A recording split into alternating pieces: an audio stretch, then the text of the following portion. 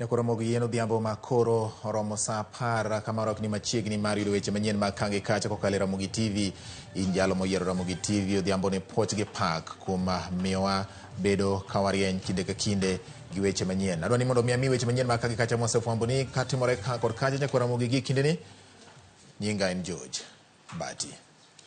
Ogai mar Azimio Raila Odinga dwaro mondo chuga put madhiyango adier Ewingi kurok ma okwako duoko mar penj mar joklas 8 KCPE manolandi gi migawo mar somo. Odinga yango ne ng'ikruok ma kamagi ne onya gi okang' mar ne chiwo rak mar loso tese mag penj e kinde ma odeko ne kambi maonge kod lony kendo chuno kambino chiwo rak makama ne kambi machielo. Oseyo migawo mar somo kuom chano dhi nyime gi okang' mar chwalo nying nyithindo e sikunde mag sekondar ma winjore gi donji e chak higa manyien. Kata obedo ni moko kuom jopuonjre pok oyudo duoko ma owinjore. The procurement for relaying the results to the public using the short code 40054 was also taken away from the original provider and awarded on short notice and corruptly to a company that does not have the capacity to handle the same. This led to the mess where the results received expensively using the short code was different from the one on the Kenya National Examination Council portal and sent to schools. It led to what NEC has called misalignment of marks and grades. Grades in science and social studies as well as religious studies were truncated. It saw an entire class score same grades in science in one school. The system deployed could not produce the plus and minus signs. What a shame. The plus and minus signs. What a shame. Ramogi jagoro mongirore migawo mar somo Belio Kipsang kanyakla kod jokanyo mag komiti mochung' weche mag somo e od bura ne olemo kar kano tese mag penj kaduol mar NEC. Limbeno gitimo marango chenro mag nono kendo chwalo duoko penj kaluwore kod ng'ur ewi duoko mar penj maduong' mar joklas 8 KCPE manchano land duoko mare ma timore kinde ma nono penj mag grade mar 6 kata KPSEA dhi nyime. This morning, and we requested our colleagues at the Ministry of ICT and Digital Economy to check for us what could have happened. And one of the things that they suggested, and we had a meeting this morning, is that going into the future, and even this year it was available, because it is an option for you to go to the SMS. We don't require you to go to the SMS. It is an option. If you want that convenience of getting your results fast, you can be able to check it in the SMS service. But the same results are available in the school portal. And in the school portal, it is free, because that is our service that we provide in the school portal. So if you use the school portal, nobody will charge you. Komiti mar od bura ma ochung'ne weche mag omenda odayo dho jatend migawo mar omenda Njuguna Ndung'u ewi osuru mar mauta. Ndung'u okwedo ni piny owacho nogolo bilion 17 e aguch omenda. Omedo ni chenro no nowit oko tok fwenyo ni nodhi kawo omenda modhuro mag jopiny. Idea of what was PDL. PDL was supposed to be used as a stabilization tool. That is, it accumulates resources when prices are low, and when prices rises, they can actually stabilize the prices so that you are not hit by the peak. So it actually smoothens the price rising because you cannot actually subsidize. You cannot actually move again to subsidy. It was actually a stabilization tool. So once we were out of the subsidy, it means that the PDL now kick in to become the tool of price stabilization. That is, it smoothens the increase in prices. It does not absorb the increase in prices because it's going to be very expensive to do that. And that is something that is clear. But before even Bernard presents this, Chairman, let me also move on and say that we tried to pay the slightly over 66 billion, and we agreed with oil marketing companies month by month, but it came to a point where we were still unable to pay, and we were at around 43 billion. After a long time, and I think you recall that, Mr. Chairman, and what we did was to securitize that. and so that it became now a debt, but we provided the instruments to hold that debt. Piny Kenya geto joket mwandu mondo mi chop oket mwandu mag sectors mag thieth kod loso mwandu kendo ti kod thuolono mar sector mag teko mondo mi oket piny Kenya kaka piny motelo e weche mag rito alwora. Piny India motelo loso mwandu ma itiyo godo e weche mag ute mag thieth kama oting'o yedhe ka Kenya temo donjo e winjruok kodgi mar yudo yedhe ma nengogi oyweyo mondo kony e chiwo thieth ma ogonyore ne jopiny.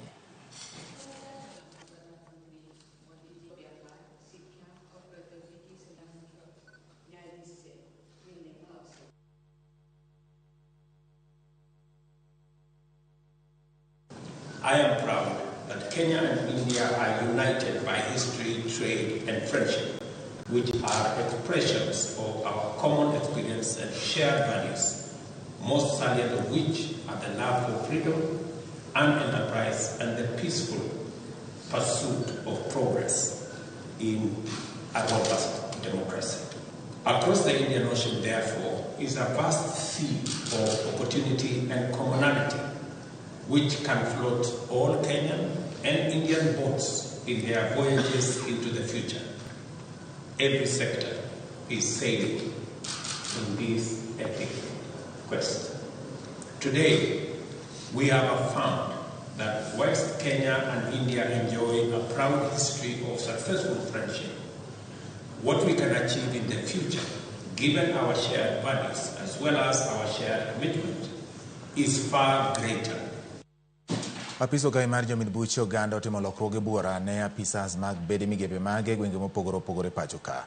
Kokale oboke moyango lokruogego, lokruok otim ne moko kuom apisa manitie lemo madito nyaka matindo e bad migano.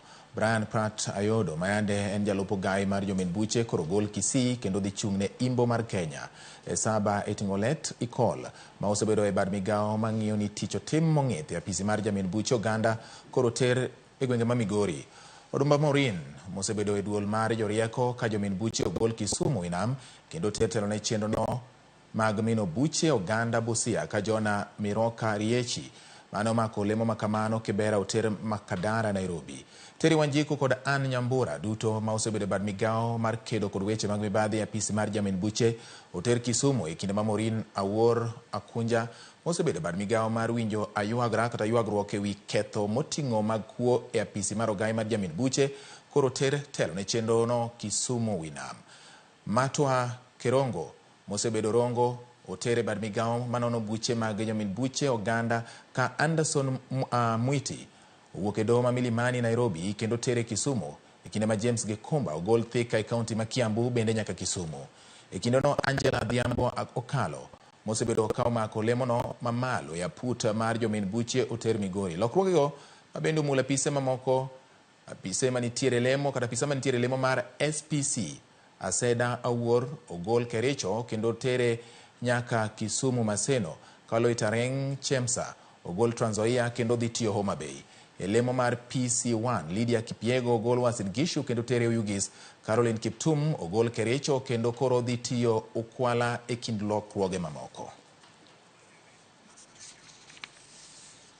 Kawasure ni jod bura ma Afrika ma ugwe ogolo paro mar kelo lokruoke e chenro mar piny owacho mondo lure gi lokruok mosebedo ka timore kuonde tije mondo mi chiw thuolo mowinjore ne rawere mathoth gi jadonga chien e kuonde mag tije. Mane giwacho e kaunti ma Embu e kinde romono mar juma achiel.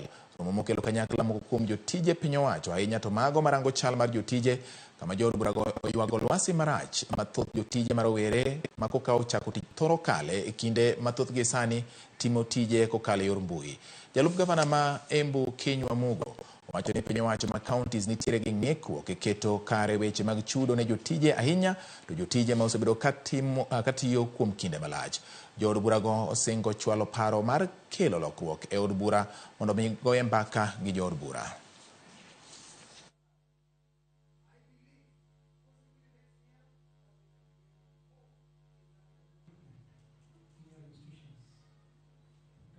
Things are just too rigid, too slow, in the human resource function. I want to agree with the President that we need a lot of changes to cope with the what I have experienced. The same things which were there when I was joining service in 1990s are the same things there. And now it is even a strange world to some of the young people. Like Ngesa there, we are now inducting into the service.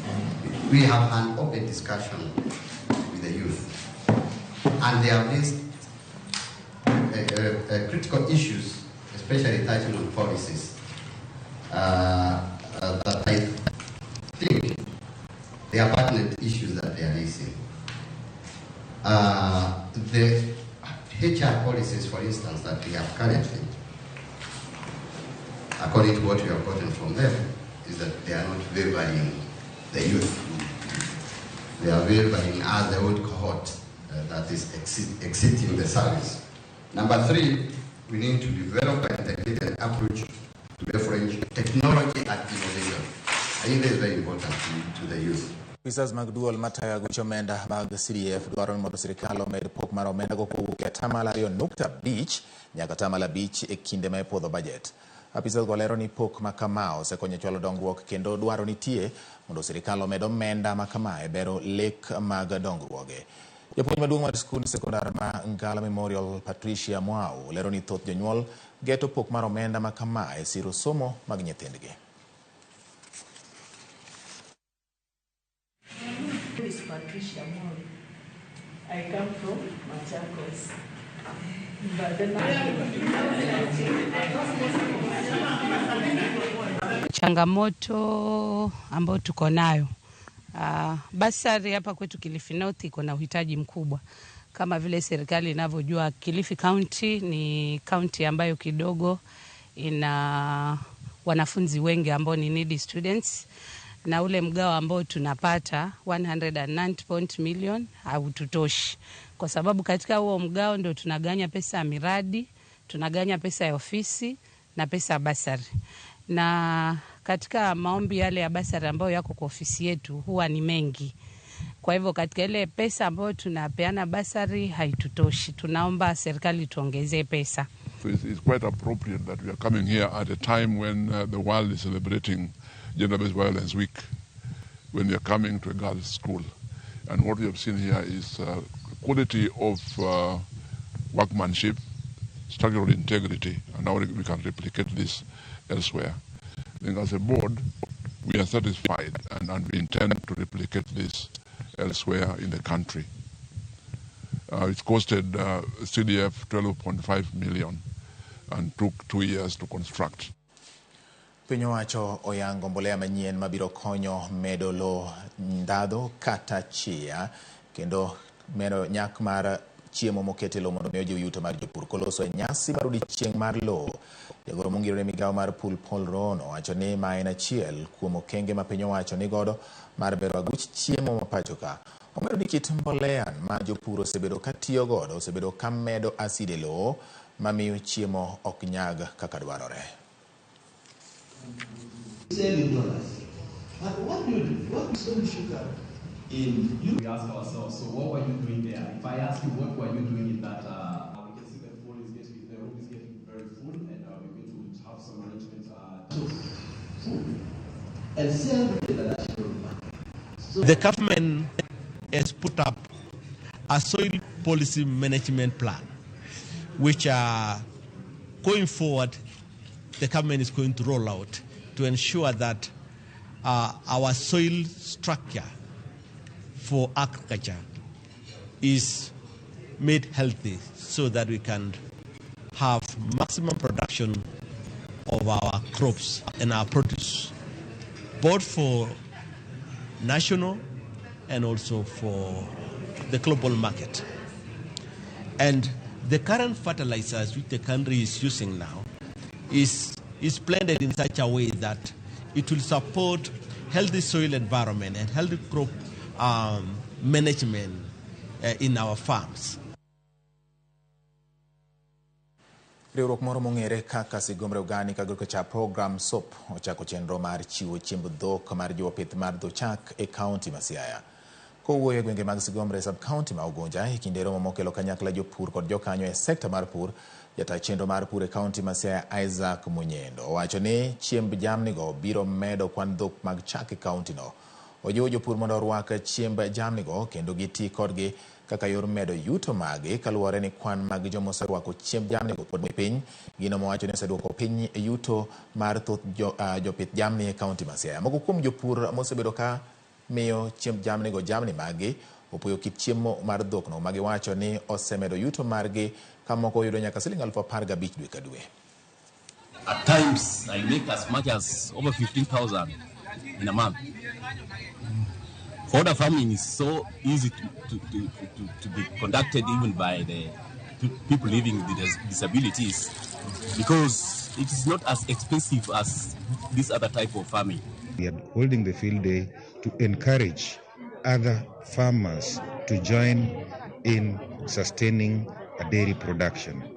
And if we sustain the dairy production with this hay, the income that the hay growers will get can also improve on food security. Because currently the group is producing only 20,000 bales annually, but this annual bales returns them about 5 million in 1 year. But our target is to reach up to 50 million. Therefore, that will encourage the income of the farmers along the dairy value chain.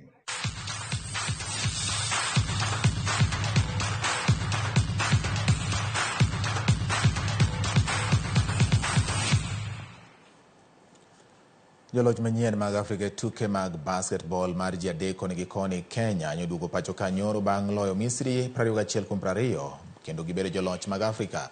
Nyi Kenya go noloyo tuke duto e piem makamano. Kama mokwongo ne giloyo Benin 21-11 kaeto giduogo giloyo Madagascar 19-11.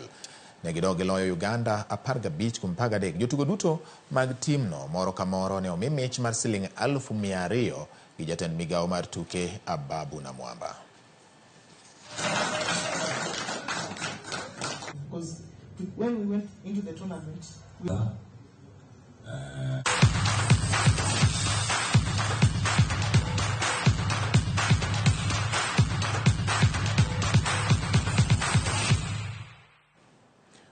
Giko mar kagi kacha. Tudri gi Ramogi TV kendo ne weche manyien nyako Ramogi koromo saa 1 gi saa 3 odhiambo ma kawuono miyo kamoro amora ma intie pod wasingo ni mathoth. Nyinga en George Bati, oriti masani.